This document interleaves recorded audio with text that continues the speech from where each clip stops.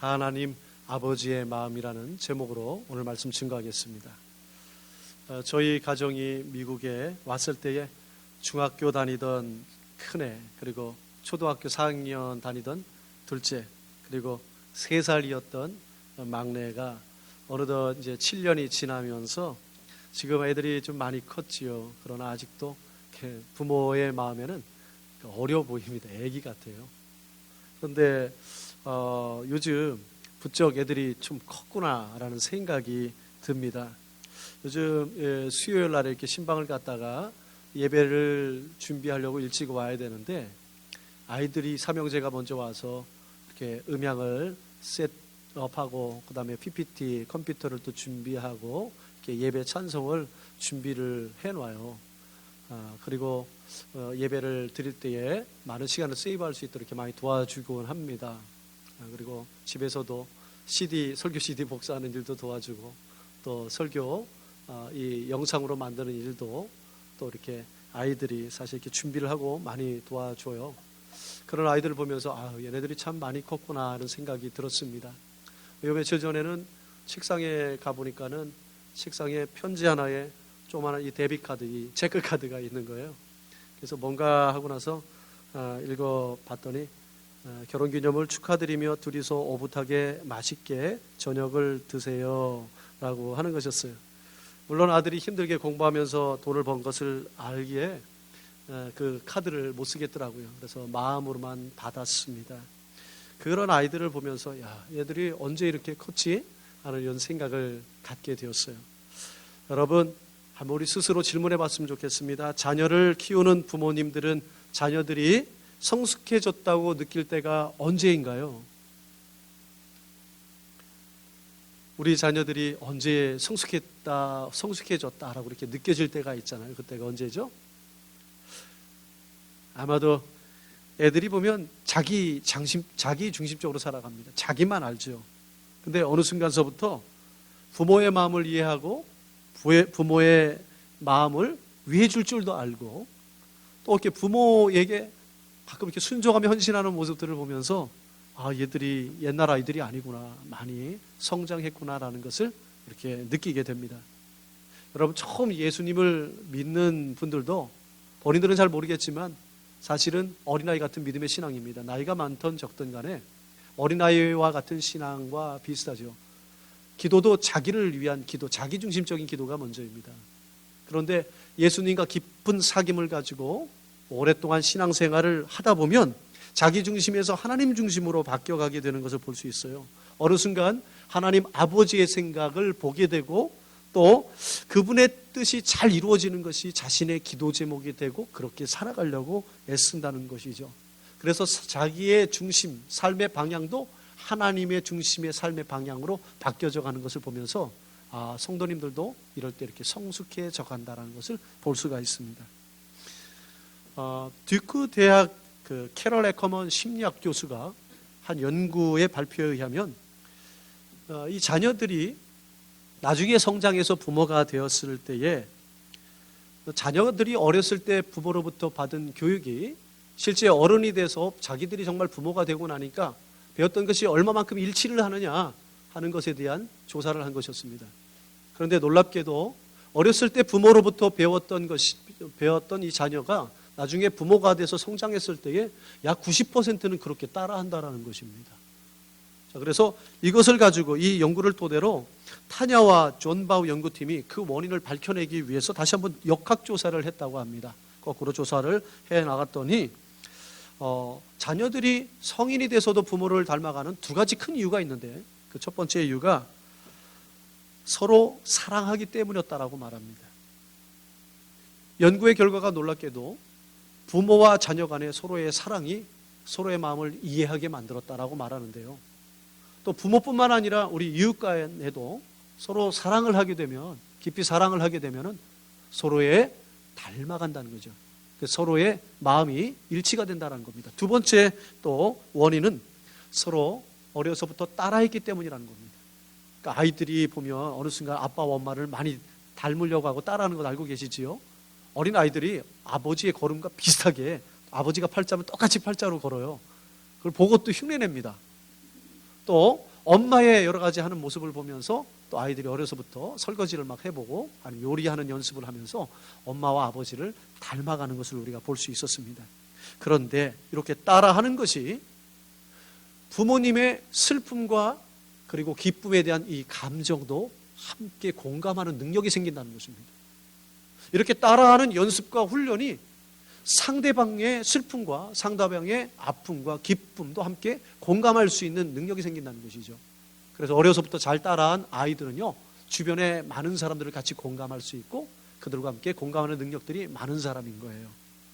여러분, 우리가 예수님을 사랑하고 그분의 모습을 따라가려고 많이 노력하는 분들이 계십니다. 그런 분들에게는 그 예수님의 기쁨이 내 기쁨이 되고 예수님의 슬픔과 눈물이 내 슬픔과 내 눈물이 되는 것이에요. 바로 그런 공감의 능력이 예수님을 잘 따라하는 사람, 예수님을 잘 사랑하는 사람들에게 일어난다는 것입니다. 초대교회의 왕조시대에는 부흥했습니다. 강력한 나라를 이루었습니다. 주변에 많은 나라들이 와서 머리를 조아리며 복종했습니다. 그렇게 강력하게 부강한 나라가 되었던 것은 다윗의 통치 방법이었었는데, 다윗의 통치 방법은 바로 하나님을 향한 믿음이었습니다. 그러니까 그가 통치하였다라고가 아니라 우리나라는 하나님이 통치하신다는 거예요. 우리 교회는 하나님이 통치하십니다. 우리 가정도 하나님이 통치하십니다. 우리 비즈니스 현장도 하나님이 통치하십니다. 내 직장도 하나님이 통치하십니다. 이럴 때에 하나님의 그 나라를 부강시켜 주셨다라는 결론입니다. 그런데 500년에 못 되어 500년의 역사가 지나서 그 나라는 허물어져 버리게 되었습니다. 그 이유가 하나님의 마음을 잃어버린 데서부터 나라가 멸망되어졌다는 사실은 우리에게 굉장히 큰 경각심을 일으키고 있다는 거예요. 오늘 우리가 읽은 말씀이 어떤 말씀이냐면, 천사가 세례 요한이 태어나기 이전에 그를 임신했던 어머니와 아버지에게 주신 말씀인데요, 특별히 아버지 사가랴에게 주신 말씀입니다. 이름을 요한이라 부르게 하고 또 그 아이를 통해서 하나님께서 이런 계획을 가지고 사명을 가지고 계신다라고 말하는데, 오늘 16절 말씀을 함께 읽어보겠습니다. 시작. 이스라엘 자손을 주 곧 그리 하나님께로 많이 돌아오게 하겠습니다. 아멘. 그의 사명은 이스라엘 잃어버린 자손들이 하나님께로 많이 돌아오게 하려 하는 것이 그의 사명이다라고 말하는 것이죠. 그런데 그 사명을 17절에는 아주 구체적으로 세 가지로 나누어서 또박또박 말씀을 하셔요. 함께 우리 17절도 같이 함께 읽어보겠습니다. 시작. 그가 아버지의 마음을 자식에게 거스르는 자의 의인의 슬기에 돌아오게 하고 주를 위하여 세운 백성을 준비하리라. 아멘. 지금 이 말씀을 세 가지로 구별하면 이겁니다. 첫 번째가 아버지의 마음을 자식에게 알게 하겠다는 거예요. 아버지의 마음을 자식들이 좀 알게 하도록 하겠다. 두 번째는 아버지를 떠나서 거스르는 자녀들이 돌아오게 할 것이다.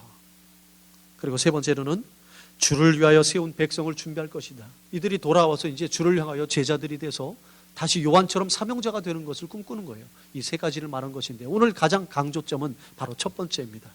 아버지의 마음을 자식에게 알게 하겠다 하는 거예요.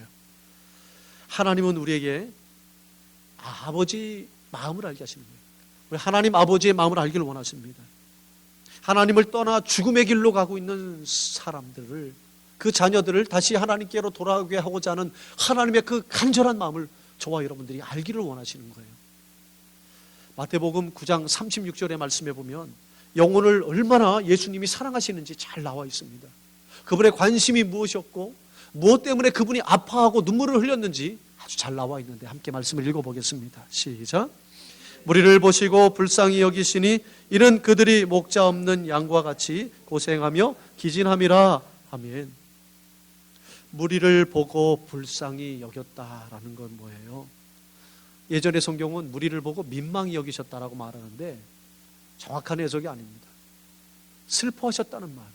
무리를 보면서 슬퍼했던 이유는 그들이 먹을 것이 없어서, 옷 입을 것이 없어서 불쌍해서 그런 것이 아니었습니다. 그들이 영혼의 길을 잃어버려서 방황하다가 이제 이렇게 떠돌다가는 곧 죽어버리고 지옥 갈 것을 알므로 그들의 영혼을 보면서 추수할 것이 너무 많은데 일꾼 좀 보내주옵소서라고 그 다음 구절에 말하거든요. 그들의 영혼이, 방황하고 있는 영혼이 이제 그들이 이제 조금 있으면 지옥으로 떨어지는 저들의 영혼이 불쌍해서 하나님께서, 예수님께서 가슴 아파하며 슬퍼했던 모습을 이렇게 표현하고 있는 것입니다. 어느 날 예수님은 이스라엘 백성들이 가증스럽게 여겼고 참 더럽게 여겼던 마을이 있었어요. 그 마을이 사마리아에 있습니다. 그런데 예수님께서 제자들이 말리는데도 불구하고 그 마을로 들어갑니다. 왜 그러셨을까요? 거기에는 동네에서조차 버림받고 조롱받고 따돌림받고 있는 불쌍한 한 여인, 그 여인을 찾아가기 위해서 예수님께서 세상 사람들의 비판과 조롱을 뒤로 한 채로 그곳에 나아간 것이었습니다. 또 시대적인 역적이라고 매국노라고 손가락질 받고 있는 한 남성에게 예수님께서는 따뜻하게 말씀하십니다. 삭개오야, 어서 내려오렴.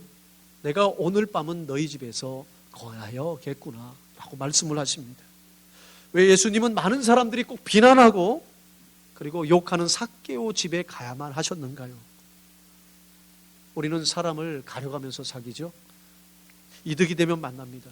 나에게 호의를 베풀면 나도 그에게 호의를 베풉니다. 그렇지만 그들이 나에게 왼수처럼 하면 나도 왼수같이 하지요. 그러나 예수님은요, 한 영혼 불쌍한 한 사람, 그들이 멸망으로 빠져가는 죽어가는 불쌍한 영혼으로 보았다는 것, 그래서 그 영혼을 살리기 위해서 갔다라는 것이 바로 예수님의 마음이었다는 거예요. 예수님이 성경에 보면 우시는 사건이 3번이 나오는데 그 중에 한 번이 예루살렘으로 올라가고 있는데, 예루살렘의 큰 도시, 수도 아닙니까? 그곳을 바라보면서 예수님께서 눈물을 흘리셨어요. 많은 사람들이 대도시에 살고 있지만 저들이 예수님을 몰라 죽어서 지옥으로 갈 수밖에 없는 그들의 영혼을 보면서 불쌍해서 흘린 눈물이었다는 것이죠. 사도들 중에서 바울도 눈물을 흘렸습니다. 사도행전 20장 31절에 그들은 흩어져 있는 많은 사람들에게 복음을 증가하면서 특별히 에베소 지역에서 그 성도를 향하여 얼마나 눈물을 흘렸는지 우리 사도행전 20장 31절 말씀을 읽어보겠습니다. 그러므로 여러분 일깨워 내가 3년이나 밤낮 쉬지 않고 눈물로 각 사람을 훈계하던 것을 기억하라. 아멘. 바울이 에베소 교회 성도님들을 얼마나 사랑했는지 3년이나 밤낮으로 내가 눈물을 아끼지 않으며 그들을 향하여 기도하고 헌신했다라는 것을 나타나고 있는 것이죠. 바울은 에베소 교회를 향하여 영혼을 사랑하는 마음을 깊이 가졌고, 예수님은 세상 사람들이 욕하고 세상 사람들이 따돌리는 사람일지라도 그 영혼을 향하여 품고 사랑하며 그들에게 복음을 전했다라는 사실입니다. 여러분, 우리가 예수님을 분명히 사랑한다라면 그 사랑하는 예수님을 닮아가야 합니다. 예수님이 사랑하는 것을 나도 사랑해야 하고, 예수님이 아파하는 것에 나도 아파야 하며, 예수님이 바라보고 눈물 흘리는 곳에 나도 눈물 흘릴 줄 알아야 내가 정말 예수님 앞에 더 성장하고 예수님을 이해하고 더 신앙 안에 성장했다라고 말할 수 있는 것이죠. 우리도 영혼을 사랑하는 마음을 가져야 되겠습니다. 일본의 아주 유명한 소설가 엔도 슈카코라는 사람이 바다와 독약이라는 이 책을 썼어요. 그런데 이 책을 보면 현대인들의 이 질병이 있는데 그 질병을 무관심이라고 표현하고 있습니다. 그런가 하면 생명을 소중히 이렇게 여겨함에도 불구하고 생명을 소중히 여기지 않고 그저 그냥 무감각하게 여기고 있는 인간의 잔혹성에 대해서 독약이라고 그는 표현하고 있었던 것입니다. 그런데 문제는 오늘 이 엔도 슈카쿠가 썼던 이 바다와 독약이라는 이 책이 우리에게 주시는 메시지라는 거예요. 강력한 메시지라는 거예요. 다시 말해서 무관심이 독약이라고 말했듯이 영혼에 대해서 무관심하고 있는, 영혼에 대한 소중함을 잃어버린 현대의 많은 크리스천들에 대해서, 곧 저와 여러분들에게 주시는, 우리가 그런 독약을 지금 먹고 독약 속의 질병 속에서 살아가고 있다는 것을 시사해주고 있는 강력한 메시지이기도 한다는 거예요. 신앙생활에서 정말 중요한 것을 우리가 잃어버리진 않았을까요? 여러분, 사랑의 반대말이 뭐죠? 무관심이죠. 사랑의 반대말은 미워하는 거 아닙니다. 미움도 사랑의 한 표현입니다. 사랑하기 때문에 미워하는 것이죠. 정말 사랑의 반대는 무관심입니다.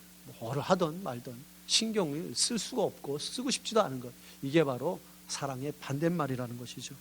내 곁에서 영혼이 지금 죽어가고 있는데 아무런 관심이 없어요. 교회의 부흥과 엄청난 사역에도 관심이 없습니다. 그냥 오늘 나만 잘 되면 됩니다. 이것이 오늘 현대인들이 가지고 있는 가장 큰 질병이고 독약이라는 거예요. 결국 이것 때문에 우리의 삶이 망가지게 돼 있다는 것을 보여주고 있는 것입니다. 잃어버린 영혼을 찾아가는 것, 그것이 모두 그리스도인들이 해야 할 사명이고 그것이 하나님 아버지의 마음임에도 불구하고 영혼을 구원하는 일을 우리가 외면하고 있다는 것은 분명히 건강한 성도는 아니라는 것이에요. 한 영혼을 세우지 못하는 성도는 신앙의 건강한 신앙인이 아니라는 겁니다. 우리가 아무리 기도를 많이 하고 성경을 많이 읽는다고 해도 안다고 해도 한 영혼을 구원하지 못하면 그것은 하나님의 마음을 조금도 아는 것이 아니라는 것을 깨닫게 됩니다. 저는 이 말씀을 전하면서 말씀을 먼저 받은 제게는 참 부끄러움이 들고 참 저조차 여러분들에게 이 말씀을 전하기에 참 죄송해서 회개가 나왔습니다. 과연 나는 그 영혼들을 바라보면서 이 지역을 바라보면서 새로운 사람들을 알게 가면 많은 사람들이 다 교회 나간대요. 그런데 이제 그런 사람들이 많다 보니까 이제는 물어보지도 않더라고요. 당신 예수 믿으십니까? 어느 교회 나가십니까? 신앙생활 잘 하십시다. 처음에 왔을 때는 한 2, 3년 동안 이렇게 하더니 어느 순간서부터 내가 한 2년 동안 그렇게 말하고 있지 않더라고요. 저 사람도 교회 다니겠지. 그러면서 스스로 위안합니다. 하나님, 우리 성도님들을 잘 가르치면 되죠 라고 하는데 하나님은 그게 아니라는 거예요. 야, 너부터 지금 말씀을 전해. 너부터 영혼 사랑하는 마음이 있느냐? 너부터 지금 내 마음을 이해하고 있느냐? 하는 거예요. 그 말씀을 받고 나서부터 한 영혼을 바라보는 게 마켓을 가더라도 누구를 만나더라도 동네에서 누가 지나갈 때도 내 마음이 먼저 좀 그 말씀을 받고 나서부터는 자세가 좀 달라지게 되더라고요. 그래서 먼저 하나님 앞에 여러분들에게 제가 먼저 회개해야 되겠더라고요. 그러나 여러분, 이것은 여러분들에게 이렇게 전도에 대한 부담감을 주려고 하는 것이 아니에요. 세상 사람들이, 그리스도인들이 가장 싫어하는 설교가 뭐냐면 전도라고 합니다. 전도하기 싫은데 하라고 그러니까. 전도하라고 하면 교회를 옮기는 사람들이 많습니다. 여러분, 우리가 이렇게 병들었다는 거예요. 시간 우리가 마음을 돌아보는 거예요. 영혼을 사랑하는 마음을 갖는 순간서부터 정말 신앙의 참된 기쁨을 찾는 것이 아닐까요? 저는 그렇게 생각을 합니다. 멈춰있던 심장을 다시 한번 우리가 펌프질해서 살려놔야 하는 방법, 그게 바로 예수님이 영혼을 사랑했던 것, 우리도 사랑하고 그 사랑과 전도의 능력이 회복되는 것이 다시 우리를 펌프질하고 그리스도인답게 만든다는 것입니다. 여러분, 누가복음 15장에 누가 나오는지 잘 아시잖아요. 아버지의 재산을 미리 챙겨가지고 외국에 가서 모두 탕진하여 버린, 그래서 거지가 되어서 아버지에게 돌아온 탕자의 얘기를 우리가 잘 알고 있죠. 참 괘씸해요. 아버지에게 돈을, 살아있는데 돈을 미리 달라는 것은 아버지 죽으란 얘기와 같다는 거예요. 이 극동 아시아의 이 문화 풍습이요. 죽을 놈이죠. 그런데 아버지의 관심은 어땠습니까? 집 나간 자식이 돌아오기만 하는 거예요. 밥을 먹어도 이 아이가 와서 먹었으면 좋겠다는 거예요. 날씨가 추우면 이 아이 생각만 나는 거예요. 이 아이가 드디어 돌아왔을 때 맨발로 나가서 그를 맞아주었는데 그렇게 기뻐했던 아버지의 마음과 큰 아이의 마음은 정말 다르더라고요. 큰 아이는 오히려 화가 났습니다. 아버지에게 원망이 났습니다. 주변에 원망이 났습니다. 아니, 저런 녀석이 뭐가 좋다고. 아버지는 저 녀석이 나갔을 때 나에게 친구들을 불러서 송아지 한 마리 잡아본 적이 없으면서 아이들에게는 이 귀한 음식까지 잡아주고 반지까지 빼주느냐고 하면서 싫어했습니다.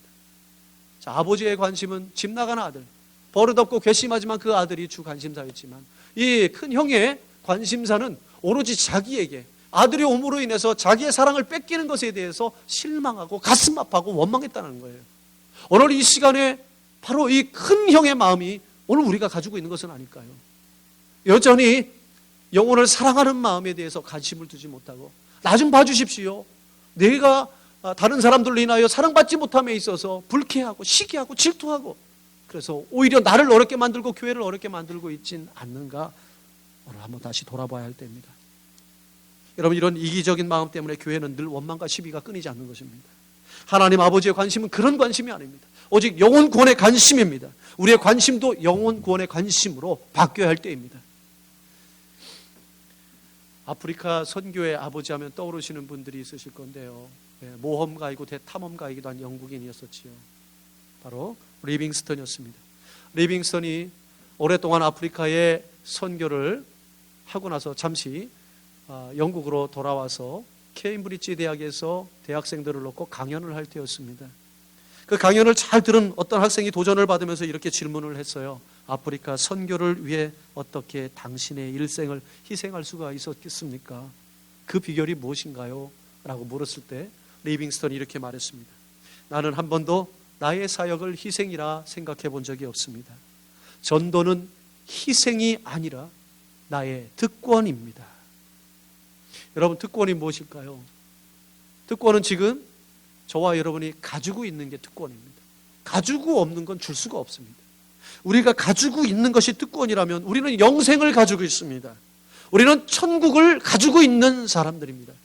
그래서 우리가 가지고 있는 영생과 천국, 이 복음의 메시지를 나눠줄 수 있는 것은 희생이 아니고 우리의 특권을 그들에게 나누어주는 것입니다. 그리스도께서, 사도 바울은 그리스도께 우리에게 주신 이것을 뭐라고 얘기하냐면 화목해 하는 특권, 화목해 하는 직책을 주셨으니 라고 말씀하고 있어요. 그러므로 여러분, 우리에게 주신 이 특권입니다. 희생을 하는 것이 아니라 이 특권을 때를 얻든지 못 얻든지 잘 증거할 수 있는 여러분 되길 축복합니다. 여러분, 한국의 어느 교회에 부흥회를 하고 있을 때 한 자매님이 강사 목사님을 찾아와서 오늘 저희 아버지가 오늘 저녁 집회에 마지막 제날에 요 앞에 앉게 될 것입니다. 우리 아버지가 오시면 그를 위해서 구원을 얻도록, 예수님을 영접하도록 목사님 기도해 주십시오 라고 부탁을 드렸어요. 그래서 아니 무슨 특별한 사정이 있는 듯하여 좀 더 자세하게 얘기했습니다. 그랬더니 이 자매님이 울면서 이렇게 얘기를 하더래요. 저희 아버지와 어머니는 참 좋은 신분이에요. 그런데 지금까지 그릇된 일, 잘못된 일을 한 번도 저지른 걸 난 본 적이 없습니다. 선하시고 좋은 분입니다. 그러나 예수님을 모시지 않고 사셨어요. 며칠 전에 어머니께서 교통사고로 인하여 끔찍하게 돌아가셨습니다. 아버지는 지금 비관하고 계세요. 그런데 그 아버지가 오늘 제 부탁으로 인해서 이 부흥의 마지막 제날 오늘 저녁에 오시기로 약속하셨어요. 이 앞에 앉기로 약속했어요. 우리 아버지를 위해서 기도해 주세요 라고 부탁을 하고 돌아갔습니다. 이 강사 목사님은 이제 어제나 오나 해서 보니까는 앞에 그녀의 딸과 함께 앉아 있어서 아버지인 줄 알고 있었죠. 그리고 나서 복음의 메시지를 증거하면서 그를 향하여 기도할 수 있는 시간에서 기도를 하게 되었습니다. 그리고 나서 구원의 메시지를 초청하고 그분이 예수 그리스도를 받아들일 것을 이렇게 초청을 했어요. 그러니까 예수 그리스도를 마음으로 인격적으로 받아들이기 시작하면서 한마디를 얘기를 했다고 합니다. 저는 오늘 저녁에 구원을 받아서 너무 기쁩니다. 그렇지만 이제 저희 아내는 기회를 영영 잃어버리고 말았습니다. 우리는 때를 놓쳐버리고 말았습니다 라고 하는 거예요. 이 말은 많은 성도님들에게 굉장히 마음에 방망이질을 했습니다. 가슴을 때렸습니다. 죽었던 아내, 얼마 전에 죽었던 아내가 복음의 메시지를 조금만 더 빨리 받았더라면 그 아내는 죽어서 천국 갈 수 있었을 텐다는 그런 메시지. 오늘 이 시간에도 여러분, 우리의 호흡이 끊겨지고 오늘 밤에 우리의 생명이 떠나가게 되면 예수님을 불행하기도 알지 못하는 사람은 다 지옥 갑니다. 이것은 확실합니다. 성경은 그렇게 말하고 있고 보여주고 있습니다. 그런 엄청난 책임이 오늘 우리에게 주어진 것입니다. 하나님은 오늘 우리만 구원받고 우리만 천국을 누리도록 허락하지 않으셨고 요한에게 주신 사명을 우리는 다시 한번 기억해야 할 때임을 기억합니다. 영국의 역사학자 토마스 칼라 힐이라는 사람이 이렇게 얘기를 했어요. 세상에 목적 없는 인간은 인간이라 부를 수 없다 하는 이 엄청난 메시지를 줬어요. 목적이 없는 인간은 인간이 아니다라는 거죠. 이 땅에 어떤 사람도 하나님의 계획 없이, 하나님의 목적 없이, 사명 없이 이 땅에 오는 사람은 단 한 사람도 없다는 얘기입니다. 오늘 세례 요한도 하나님을 떠난 많은 백성들이 돌아오도록 나를 불렀다라고 말하잖아요. 세례 요한을 불렀다라고 말하잖아요.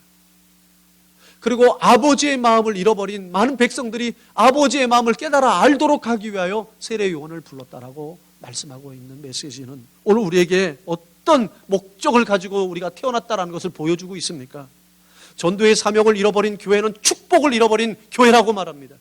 따라서 전도의 사명을 잃어버린 교인 역시, 성도 역시 축복을 잃어버린 성도요 교인이라는 것이에요.